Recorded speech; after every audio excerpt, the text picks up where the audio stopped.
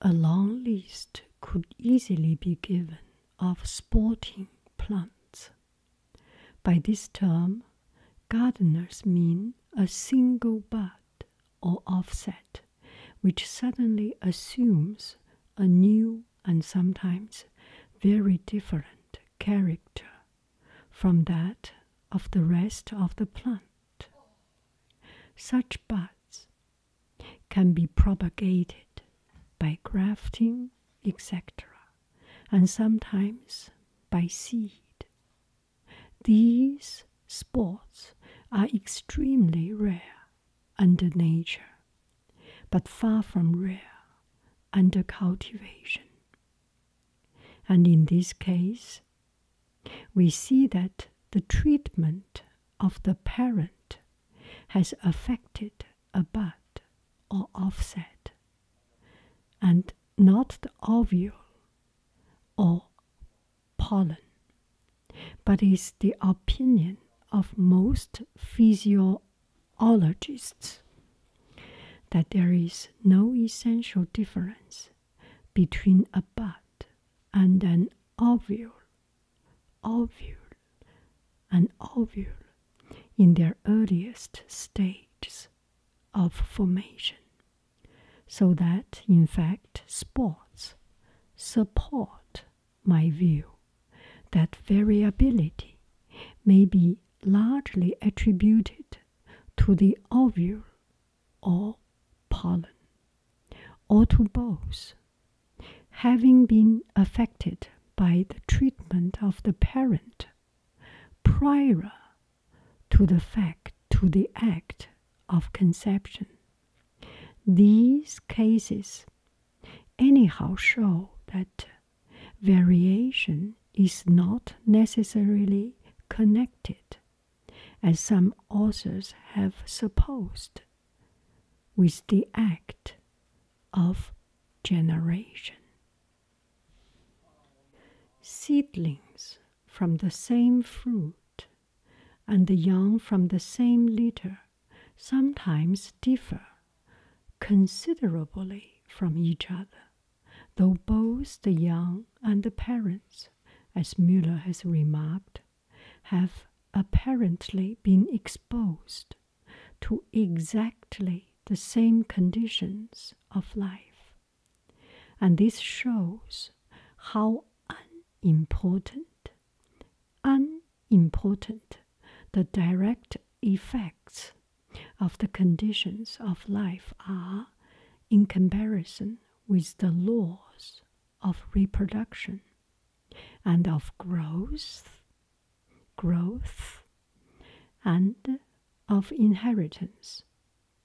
For had the action of conditions been direct, if any of the young had varied, all would probably have varied in the same manner.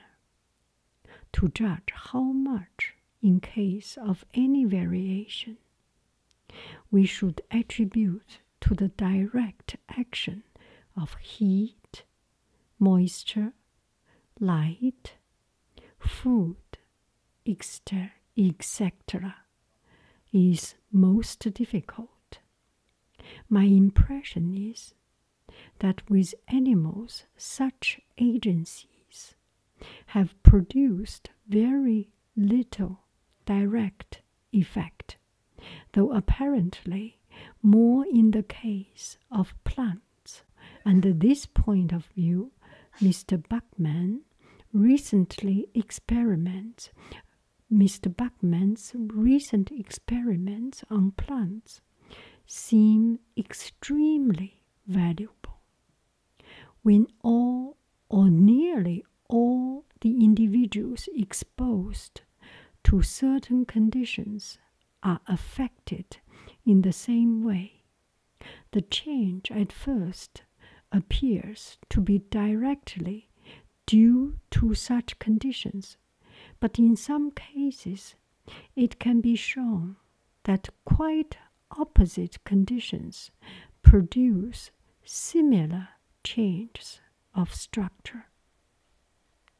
Nevertheless, some slight amount of change may, I think, be attributed to the direct action of the conditions of life, as, in some cases, increased size from amount of food, color from particular kinds of food, and from light, and perhaps the thickness of fur from climate. Habit also has a decided influence, as in the period of flowering with plants when transported from one climate to another. In animals, it has a more marked effect. For instance, I find in the domestic duck that the bones of the wing weigh less and the bones of the leg more, in proportion to the whole skeleton, than do the same bones in the wild duck. And I presume that this change may be safely attributed to the domestic duck flying much less and walking more than its wild parent. The great and inherited development of the others in cows and goats in countries where they are habitually milked, in comparison with the state of these organs in other countries, is another instance of the effect of use. Not a single domestic animal can be named which has not in some country drooping ears, and the view suggested by some authors that the drooping is due to the disuse of the muscles of the ear, from the animals not being much alarmed by danger, seems probable.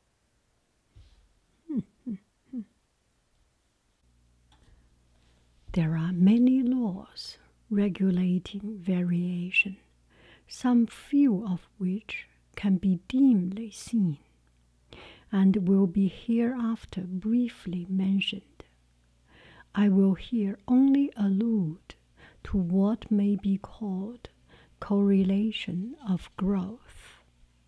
Any change in the embryo or larva will almost certainly entail changes in the mature animal.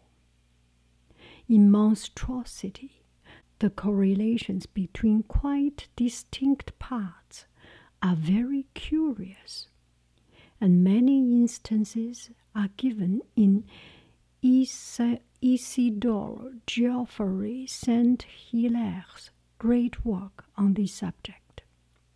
Breeders believe that long limbs are almost always accompanied by an elongated head. Some instances of correlation are quite whimsical. Thus, cats with blue eyes are invariably deaf. Color and constitutional peculiarity go together, of which many remarkable cases could be given amongst animals and plants.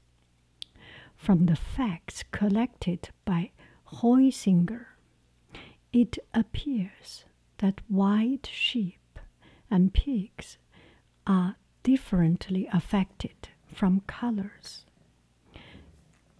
colored individuals by certain vegetable poison. Hairless dogs have imperfect teeth. Long-haired and coarse-haired animals are apt to have, as is asserted, long or many horns. Pigeons with feathered feet have skin between their outer toes. Pigeons with short beaks have small feet, and those with long beaks, large feet. Hence, if man goes on selecting and thus augmenting any peculiarity, he will almost certainly unconsciously modify other parts of the structure owing to the mysterious laws of the correlation of growth.